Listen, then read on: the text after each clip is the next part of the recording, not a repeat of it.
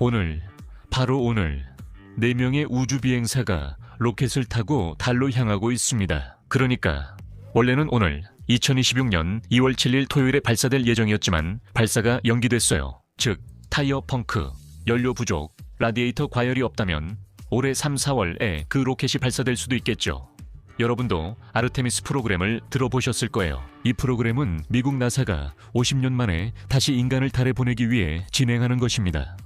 그리고 올해 4명의 우주 비행사가 자연 위성을 한 바퀴 돌고 돌아올 예정이에요. 우리는 그들의 무사 귀환을 바랍니다. 하지만 어쨌든 인류가 처음으로 달에 갔던 건 1969년 아폴로 프로그램 때였어요. 바로 이 로켓을 타고요. 여기 있는 세턴 5호인데 저희가 이미 여러분께 어떻게 작동하는지 설명드린 적이 있죠. 그리고 인류가 마지막으로 달에 발을 디딘 건 1972년 그로부터 조금 뒤였고 그 이후로는 아무도 다시 달에 가지 않았어요. 1960년대 말에 이런 임무가 있었던 이유는 미국과 소련 사이에 누가 더 많은 기술력을 가지고 있고 누가 더 우주를 지배할 능력이 있는지 경쟁이 있었기 때문이에요. 그 당시 우리는 이것을 우주 경쟁이라고 불렀죠. 그래서 그때는 달에 가기 위해 엄청난 돈을 쓰는 것이 의미가 있었어요. 하지만 그들이 6번이나 다녀온 뒤에는 점차 흥미를 잃었고 미국도 더는 사람을 달에 보내는데 돈을 쓸 가치가 없다고 봤죠. 그래서 기술이 많이 발전했음에도 불구하고 우리는 다시는 그곳에 가지 않았던 거예요. 하지만 지금은 다시 우주 경쟁이 시작된 셈이에요.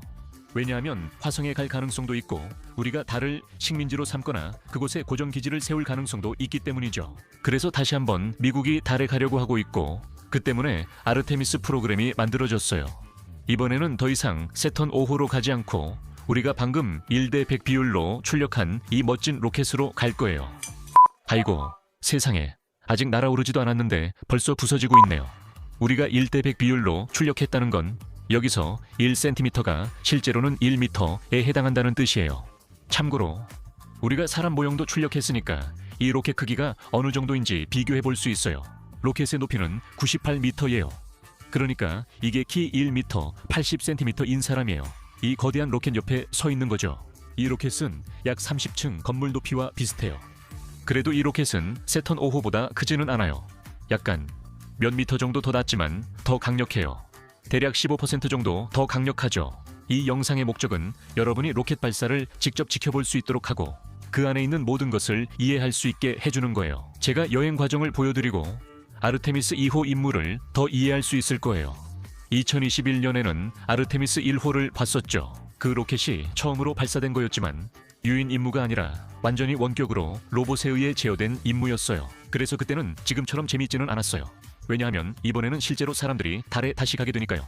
이륙하기 전에 우리 이 이름들을 제대로 이해해 봅시다. 알겠죠? 이 로켓의 이름은 SLS인데 스페이스 런치 시스템의 약자예요. 즉 우주 발사 시스템이라는 뜻이죠. 그렇게 창의적인 이름은 아니에요. 이 달 탐사 여행 전체를 아우르는 프로그램의 이름은 아르테미스예요. 그리스 여신에서 따온 이름이죠. 아르테미스는 사냥과 달의 여신이자 아폴로의 여동생이에요. 아폴로는 1960, 70년대 미션 이름이기도 했죠. 그리고 여기 맨 끝에는 오리온이라는 세 번째 이름이 있어요. 보통 우리는 로켓에는 한 가지 이름을 붙이고 맨 끝에 있는 우주선에는 또 다른 이름을 붙이죠. 이번 경우에는 우주선 이름이 오리온이에요. 예전에는 우주선 이름도 아폴로였죠. 그러니까 또 한 번 창의성이 부족했던 거예요. 그래서 이 로켓을 케네디 우주센터에서 발사하는 게 목표예요. 그곳은 예전에 세턴 5호가 발사됐던 곳이기도 하고 우리가 보라베에서 로켓이 어떻게 작동하는지 보여줬던 바로 그 장소예요. 발사에서 긴장되는 부분 중 하나는 이 모든 것을 연료로 채우는 거예요. 이 경우에는 액체 연료를 사용하는 거죠. 그게 뭔지 아세요? 물이에요. 우리가 아는 그런 물은 아니지만 거의 비슷해요. 한번 보세요. 여기에는 액체 수소와 액체 산소가 들어갑니다. 맞아요. 이 두 가지는 우리가 물에서 볼 수 있는 바로 그 두 가지 화학 원소입니다. 산소가 수소와 반응하는 순간 엄청난 에너지와 열이 발생하고 그 결과 이 기체들이 미친 듯이 팽창하게 됩니다. 맞아요. 산소와 수소가 반응한 결과는 바로 물입니다. 즉, 이 로켓의 끝에서 나오는 것은 결국 수증기 형태의 물, 즉 물인 셈이죠. 이제 여행 시작할게요. 카운트다운 시작. 로켓이 지상에서 발사됐습니다. 여기 있는 이 추진기뿐만 아니라 양쪽에 있는 두 개의 보조 추진기들도 함께 작동했죠. 이 보조 추진기들이 우주왕복선에 쓰였던 것들과 비슷하다고 생각하신다면 맞아요. 이들은 그 부스터들의 후손이라고 할 수 있는데 약간 더 크다는 차이점이 있습니다. 여기서는 수소와 산소가 아니라 고체 연료를 사용합니다. 그리고 로켓이 어느 정도 속도를 내고 수십 킬로미터 올라간 다음에는 이 부스터들이 자, 이걸 망치지 않고 설명할 수 있을까요? 그들은 버려집니다. 우주왕복선에서는 바다에 떨어뜨렸죠. 이건 재사용됐어요. 그래서 부스터를 다시 쓸 수 있었죠. 하지만 지금은 아니에요. 이제 그들은 버려질 거예요. 그래서 이제 이 부분만 계속 비행하게 됩니다. 로켓은 계속 올라갑니다. 만약 왜 로켓이 거대한 당근처럼 보이는지 궁금하다면 저도 궁금해서 알아봤는데 그 이유는 연료 탱크 주위의 단열재, 즉 열보호용품을 덮기 때문입니다. 이게 필요한 이유는 너무 뜨거워서가 아니라 오히려 아주 차가운 액체 수소를 넣기 위해서입니다. 근데 제가 아주 차갑다고 말할 때 진짜로 엄청 차갑다는 뜻입니다. 섭씨 영하 253도입니다. 우주에서 존재하는 가장 낮은 온도인 절대 영도에 아주 가까운 온도죠. 그럼 보온 상자 없이 보호하지 않으면 어떤 일이 생길까요? 로켓이 아직 발사대에 있을 때 이 주변에 얼음이 쌓이기 시작할 겁니다. 그래서 로켓을 당근처럼 만들어야 해요. 우리 여행으로 다시 돌아가서 발사 후 3분 만에 또 다른 부분이 분리될 거예요. 바로 이 앞부분, 여기 앞에 있는 작은 로켓인데 이건 탈출 시스템입니다. 만약 우주비행사들이 여기 안에 있을 때 발사 전이든 발사 직후든 폭발이나 아주 심각한 결함이 발생하면 이 시스템이 작동해서 우주비행사들이 탄 캡슐을 멀리 데려갑니다. 전투기 조종사의 사출 좌석 시스템과 비슷하죠. 하지만 이 시점부터는 이 부품이 더 이상 큰 의미가 없기 때문에 이것도 분리됩니다. 몇 분 후면 사실상 공기가 거의 없기 때문에 여기 옆에 있는 이 보호막, 즉 로켓의 페어링을 분리할 수 있습니다. 그리고 출발한 지 겨우 8분 후에 이런 모든 게 약해졌어요. 예전처럼 로켓을 만들지 않는 것 같아요. 다시 말씀드리면 268분 후 N은 당근이 전부 소진됐어요. 여기 안에는 더 이상 수소도 산소도 없으니 이 부분은 이제 버릴 수 있고 지구로 다시 떨어집니다. 계속 남아있는 건 이 부분뿐이에요. 이 작은 로켓도 이름이 있는데 ICPS라고 불립니다. 이건 중간 단계의 극저온 추진 단계를 의미하는데 쉽게 말해 로켓의 한 단계이고 그래서 극저온이라는 이름이 붙어 있어요. 극저온은 매우 차갑고 안에 수소와 산소가 있기 때문이에요. 이 작은 로켓이 전체를 지구에서 아주 멀리 떨어진 궤도에 올려놓을 거예요. 그러니까 이 전체가 지구 주위를 돌게 된다는 뜻이죠. 하지만 국제우주정거장보다 훨씬 더 멀리 떨어진 곳이에요. 그런데 슬픈 이야기를 해드릴게요. 현재 우주 비행사들은 실제로 3가지 목적지만 있어요.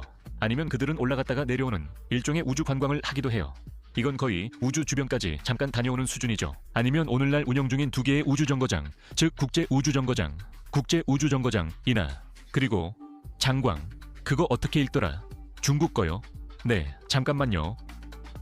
지앙광. 이런 비행은 보통 고도 100km를 조금 넘게 올라갔다 내려오며 그 지점부터 우주로 간주됩니다. 그리고 우주정거장은 지상에서 약 400km 높이에 있습니다. 그리고 제가 좀 재미없다고 생각하는 건 이게 너무 가깝다는 거예요. 이미 우주에 있지만 400km는 상파울루와 리우데자네이루 거리와 비슷해요. 그곳을 오가는 것도 정말 빠릅니다. 밤에는 맨눈으로도 그 우주정거장을 볼 수 있습니다. 이 사람들이 하게 될 여행은 정말 엄청나게 멋진 거예요. 달은 지구에서 38만 4천 킬로미터 떨어져 있고 이 사람들은 달 너머로 달 뒤쪽까지 갈 예정입니다. 그러니까 이 사람들이 하게 될 여행은 국제우주정거장까지 가는 여행보다 대략 1000배는 더 먼 거리입니다. 이 조그만 우주선은 이미 지구에서 꽤 멀리 떨어져서 약 7만 킬로미터 정도 떨어져 있습니다. 즉 이미 국제우주정거장은 훨씬 뒤에 남겨두고 온 셈이죠. 그들이 지구 궤도에 있을 때 우주선들이 분리됩니다. 그러면 CPS는 서비스 모듈과 오리온의 유인 모듈에서 분리될 것입니다. 두 부분은 함께 이동하며 술래잡기처럼 움직입니다. 이곳에서 여러 번 도킹 훈련을 하며 모든 작동을 확인하고 몇 가지 훈련도 진행할 예정입니다. 그들은 24시간 넘게 지구를 돌며 모든 작동 상태와 달 탐사 준비를 점검할 것입니다. 그리고 정말 모든 것이 제대로 된다면 바로 이 부분, 이 작은 로켓만이 연료를 태우고 이른바 달로 가는 주입을 하게 됩니다. 그 번역은 달로 떠난다는 뜻입니다. 네, 이제 달로 갑니다. 그들은 이미 달로 가고 있습니다. 그리고 제가 태양광 패널을 설치하는 걸 깜빡했어요. 네, 이건 그 전 단계에서 일어나는 일이지만 어쨌든 이 순간에 이 우주선은 이미 날개를 펼친 상태이고 여기 있는 이 패널들로 태양 에너지를 받고 있습니다. 괜찮죠? 네, 이제 달로 갑시다. 여기서 재미있는 점은 그들이 이미 비행 중이라는 거예요. 그러니까 사실 우리가 비행 중이라고 말할 수 있는지도 모르겠어요. 왜냐하면 공기가 없으니까요.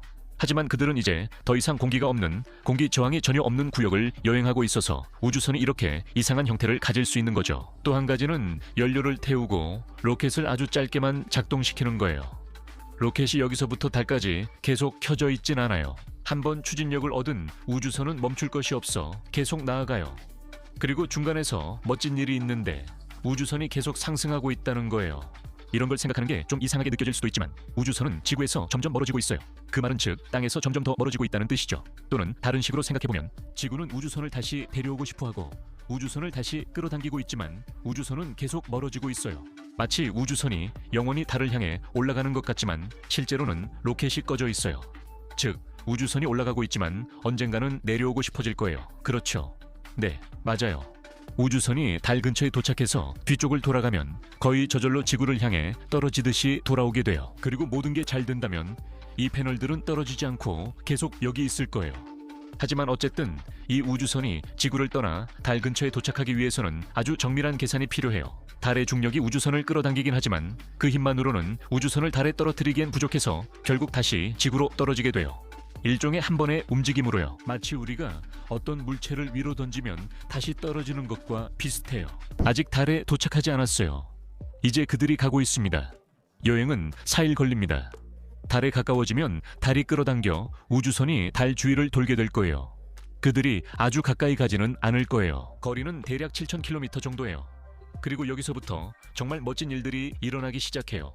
먼저 그들이 달의 뒤편을 지나가게 되니까 인간으로서 달의 뒷면을 보게 되는 거예요.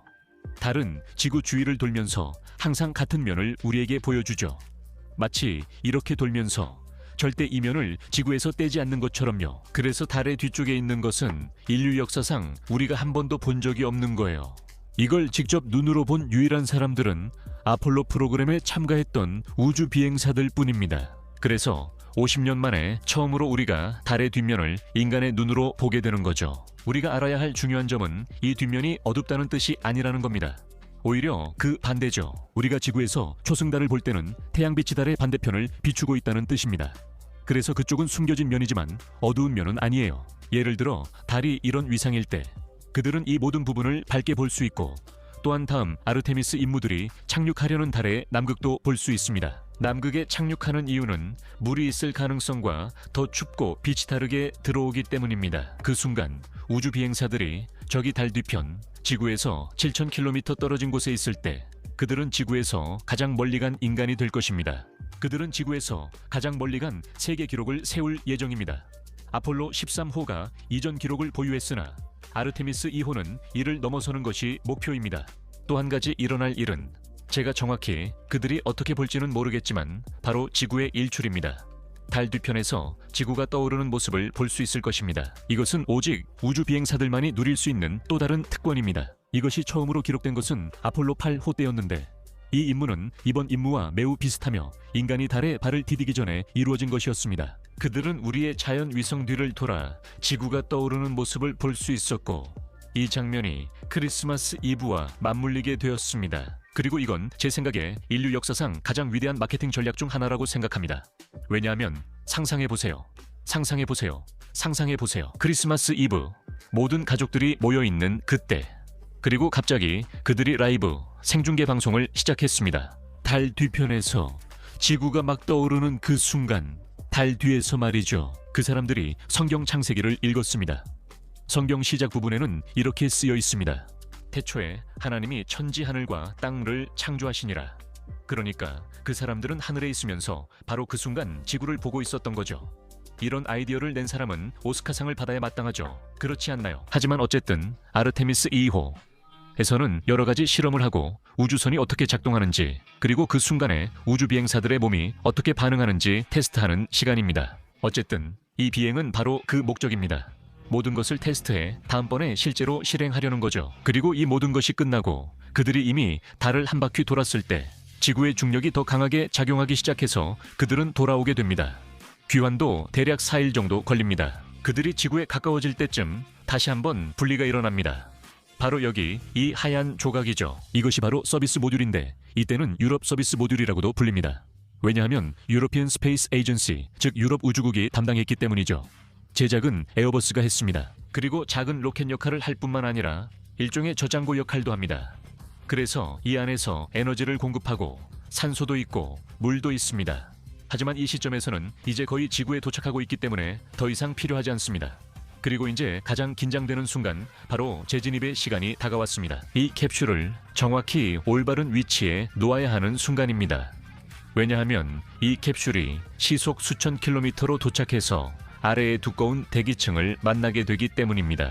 그리고 이 캡슐이 공기와 충돌하면서 공기 분자들이 캡슐 앞에서 엄청난 힘으로 압축됩니다. 그리고 이것 때문에 대략 섭씨 3000도 정도의 온도가 발생합니다. 그래서 엄청나게 강력한 열 차폐막이 있는데 우리가 파인애플로 만들었던 그 열 차폐막보다 훨씬 더 강력합니다. 이 열 차폐막은 우주선이 유성처럼 떨어질 때 서서히 타들어가면서 우주선을 보호하고 그 과정에서 공기의 저항이 우주선의 속도를 점점 줄여줍니다. 그러다가 낙하산을 펼칠 수 있는 순간이 오고 그때부터는 좀 더 인간적인 속도로 떨어지기 시작합니다.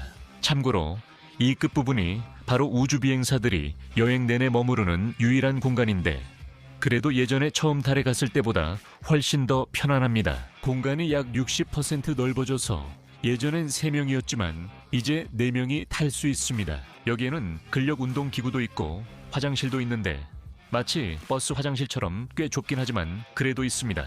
이전 캡슐에는 화장실조차 없었으니까요. 이제는 작은 화장실이라도 있으니 훨씬 낫죠. 우리가 아메리사징이라 부르는 우주선의 바다 착수는 태평양에서 이루어질 예정이며 이미 착수 지점도 정확히 알고 있습니다. 그리고 여러 척의 선박과 헬리콥터 등도 이미 그곳에서 우주인들을 기다리고 있습니다. 하지만 바다에 착수하기 전에 달로 가는 4명이 누구인지 알아보겠습니다.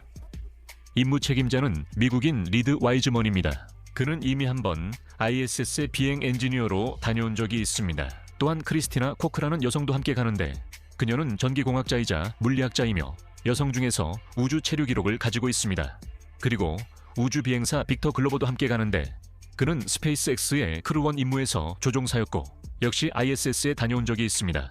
그리고 캐나다 우주 비행사 제레미 한센도 함께 가는데 그는 물리학자이자 캐나다 왕립공군의 조종사였습니다. 이 승무원 명단의 멋진 점은 처음으로 여성이 포함되고 처음으로 흑인이 포함된다는 것입니다. 그리고 처음으로 미국인이 아닌 사람이 포함됩니다. 캐나다에서 태어난 사람입니다. 그리고 이 4명이 곧 몇 달 후면 아마도 오리온 캡슐의 해치에서 나와 태평양에 떠있는 모습을 아르테미스 2호 임무에서 보게 될 것입니다. 이 순간 많은 분들이 실망해서 그들은 달에 착륙하지 않았고 달의 먼지로 발을 더럽히지 않았다고 불평할 것이라는 걸 압니다. 그것은 아르테미스 3호에서 일어날 예정이지만 그 비행은 이미 많이 지연되고 있습니다. 제가 아르테미스 1호에 대해 영상 촬영을 했을 때는 그 달 착륙이 2025년에 일어날 예정이었습니다. 함께 촬영하던 베나는 2026년에 약간 지연될 거라고 했고 저는 2027년에 일어날 거라고 말했습니다. 하지만 최근에 나온 소식에 따르면 실제로 달에 착륙하는 달 착륙선이 좀 지연되고 있어서 아마 2028년에나 가능할 것 같습니다. 제가 예상하기로 2029년이나 2030년쯤 될 것 같아요. 2030년에 이 영상에 다시 와서 맞췄는지 댓글로 알려주세요. 알겠죠? 이제 다시 이걸 조립해야겠네요. 정말 멋지게 완성됐어요. 하지만 동시에 좀 약해 보이기도 하네요. 진짜 로켓에 비하면 이건 아무것도 아니죠. 진짜 로켓은 훨씬 더 많은 문제가 생기거든요. 그래도 이 일도 쉽진 않아요. 로켓을 정말 좋아하신다면 저희가 얼마 전에 브라질 천문우주 올림피아드, 즉 브라질 천문우주 올림피아드의 로켓 대회가 어떤지 보여주는 영상을 올렸으니 한번 보세요. 이제 로켓 전시회에는 매뉴얼 두 문두, 마르코스 피안저스 카테고리가 있는데 여기서는 2단계 로켓, 즉 공중에서 분리되는 로켓을 다룹니다. 그리고 제가 미리 스포일러를 드리자면 매뉴얼 두 문두, 마르코 피안저스 카테고리가 처음으로 공식적으로 도입된 그 첫 번째 대회에서 그들이 가장 멀리 날아간 로켓 신기록을 세웠습니다. 브라질 천문 올림피아드에서 가장 멀리 날아간 로켓은 매뉴얼 두 문두, 마르코 피안저스 카테고리의 로켓입니다. 이 대회 정말 대단하니 영상 꼭 보세요. 조립도 어렵지 않았죠.